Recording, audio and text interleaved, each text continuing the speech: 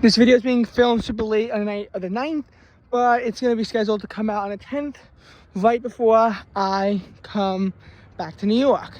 Been so long on campus, actually, that, and I don't plan on really being on campus for this long at once for a while, but we'll see what happens.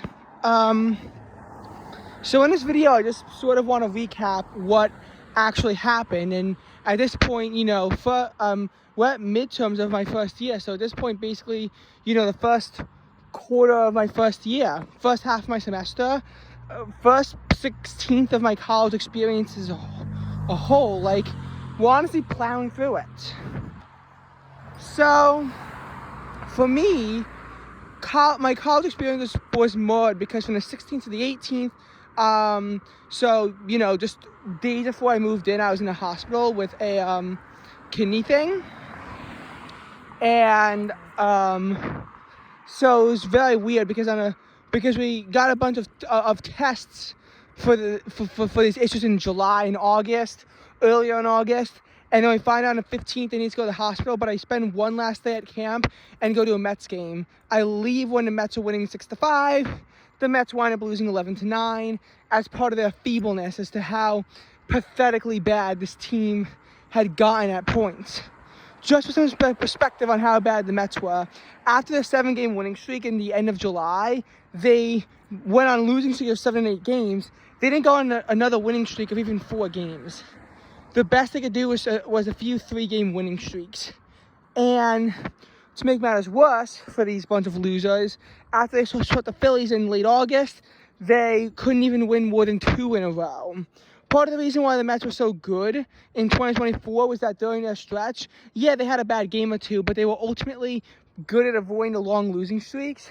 Longest losing streak was 5 as a whole, but starting in June, their longest losing streak was 4, and they had 2 of the losing streaks of 3. They were pretty good at avoiding the long losing streaks. Here, they were pretty good at avoiding the long winning streaks. And anytime you had like this positive game and you think the Mets would get all the momentum back, they just slap you in the face. It was pathetic. But that is besides the point.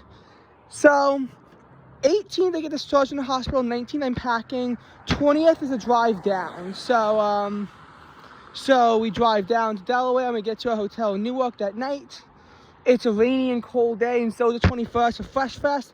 By the 22nd, it's a cold morning, but sun does come out, and the temperature does go right back to the 80s for, the first time since the 17th, because 18th, 19th, 20th, and 21st were all colder days.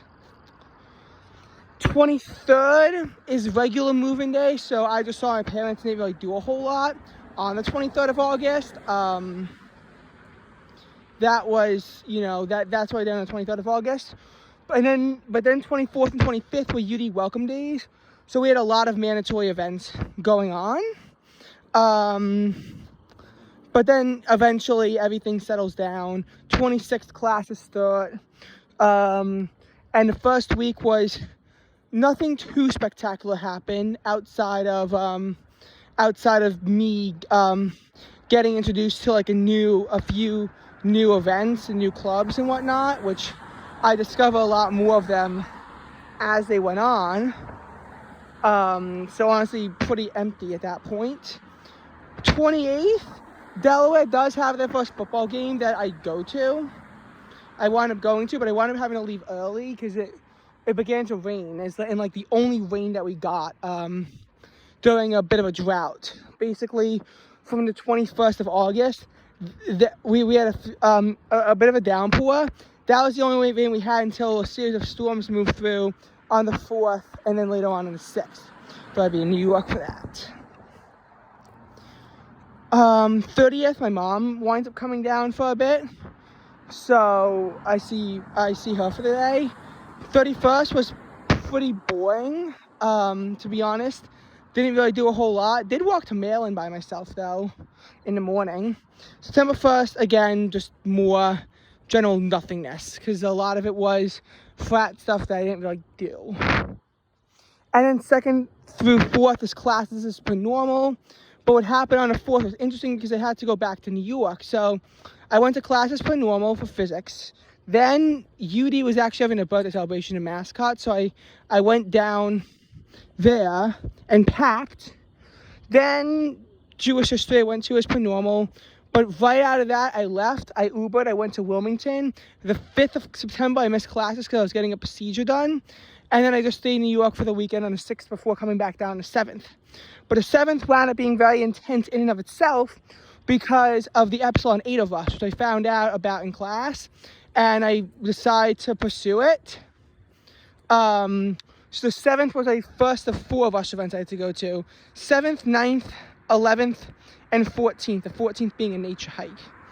And it got even more interesting because of, what was going on around that time too. The 13th Climate Scholars, who I did a coastal cleanup that I went to down to Slaughter Beach, which is in southern Delaware. So, wish I had the picture for that. I don't know if that's ever going to happen because my luck has been pretty shitty. But if I do, I might include it in like some kind of post or whatever I make. If I make one about freshman year, first semester, I don't know.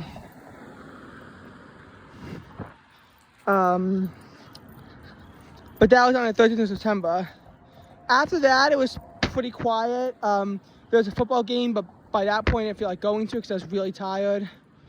15th was my Epsilon 8 interview. Found out I got it on the 20th. Not a whole lot of things happened in between, just like general on-campus stuff on a 16th, 17th, 18th, and really even on the 19th as well. 20th, my mom comes down again. Then Club Swim has a Dage I wind up going to. That weekend, by far, the more interesting part was the 21st. I was went to a volleyball game by myself on the 20th. It was pretty boring. 21st, though, the Honors College did do a small trip out to Cape Henlopen State Park, which is in Lewis, also in southern Delaware. And that I certainly enjoyed more. Then it's basically the usual stuff, minus the fact that Rosh Hashanah does occur on the 23rd, so I do stuff for that. But it's mostly pretty normal. The 26th, instead of going to Hillel or Chabad for dinner, I wound up going to a climate panel discussion. 27th, the Club Swim was doing their pasta party for the male and swim meet that I wound up going to. I also wind up going to a trash cleanup. 28th is a swim meet at the University of Maryland, so another trip that I went really far to. And I didn't swim very well. Then the week just kind of was a bit boring, but there was some unusual stuff, like the 2nd of October being Yom Kippur, but more importantly, on the 1st, UDance was doing a thing, so I actually got to finally do something that generally only upperclassmen do, which is hold a sign and actually advertise for it. Again, it's very rare that you'll see a freshman getting to do that kind of thing. October 3rd begins Parents Weekend. 4th is my birthday, and we do some stuff for that. I finally get some driving experience on the 5th before I watch the Eagles lose. And that was basically my entire day. On the 6th, again, just pretty standard, minus the fact that it is a little bit unusual that we do have a 10-7 commemoration. October 7th, again, nothing really out of the ordinary. Same for the 8th. And then the 9th just kind of went on as pretty usual today. Nothing too abnormal happened. I am going back to New York on the 10th. So, finally some YouTube videos will come out. I come back to UD on the 12th. So far I don't really see anything too abnormal happening over the next couple weeks before I come back, probably on the 31st. So I know I'm missing out on Halloween parties, but gotta vote at some point. Coming back on the 2nd, and that'll be my only trip to New York in between now and the Thanksgiving. But honestly, 33 days on campus without a break was, I think, a bit too much for me. I can't even imagine what 40 days would be like. Only having to do 19 by splitting it up would be nice. I don't know though, but we'll see what happens.